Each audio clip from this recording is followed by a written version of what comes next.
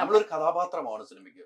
നമുക്ക് നമ്മുടെ ഡ്രസ്സിംഗ് രീതി വരെ കഥാപാത്രത്തിന് ഇണങ്ങുന്ന ഡ്രസ്സിംഗ് രീതി അവർ പറയാണ്, അതിടാൻ നമ്മൾ ബാധ്യസ്ഥനാണ്.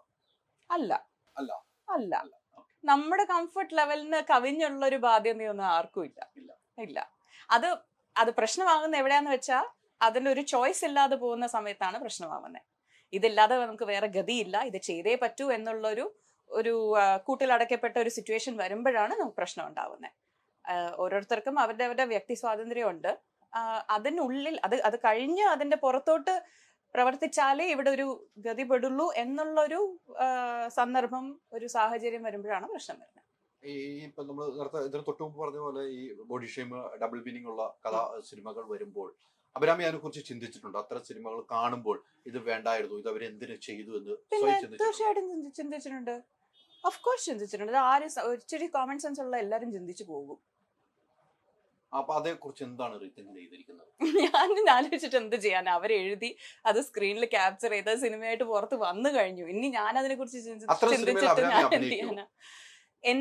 ഇപ്പൊ എനിക്ക് ഡയലോഗ് തരുന്നതിൽ എനിക്ക് എന്തെങ്കിലും അതിനോട് വിയോജിപ്പുണ്ടെങ്കിലോ ഇല്ലെങ്കിൽ അത് ഏതെങ്കിലും ഒരു സെന്റിമെന്റ് ഹേർട്ട് ചെയ്യുന്ന എനിക്ക് അപ്പോൾ എന്റെ ചുരുങ്ങിയ അറിവിൽ എനിക്ക് അത് തോന്നുന്നുണ്ടെങ്കിൽ ഞാൻ അതിന്റെ പറയും. എനിക്കിപ്പോ അതിന്റെ ഒരു കുറെ വർഷമായിട്ട് ഇതിൽ ഇൻഡസ്ട്രിയിലുള്ള ഒരാൾ എന്നുള്ള നിലയ്ക്ക് അതിന്റെ റെസ്പെക്ട് എനിക്ക് തരുന്നുമുണ്ട്.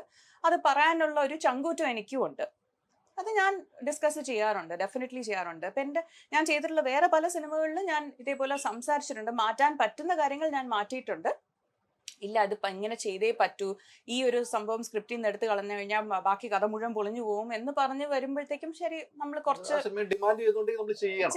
ചെയ്യേണ്ടി വരും. പിന്നെ അത് നമ്മളിപ്പോ കാണിക്കുന്ന സാധനം ഗ്ലോറിഫൈ ചെയ്ത് കാണിക്കുവാണോ, അല്ലെങ്കിൽ ഞാനൊരു വില്ലത്തി ക്യാരക്ടറാണ് ചെയ്യുന്നതെന്ന് വെച്ചോളൂ, അതിൽ ഞാൻ കാണിക്കുന്ന കോപ്രായങ്ങളൊക്കെ എല്ലാം ശരിയാവണമെന്നില്ല. ഒരു ലെൻസ് കൂടി നോക്കുവാണെങ്കിൽ അത് വളരെ ഡാർക്ക് ആയിട്ടുള്ള ഒരു കാര്യം ആയിരിക്കും.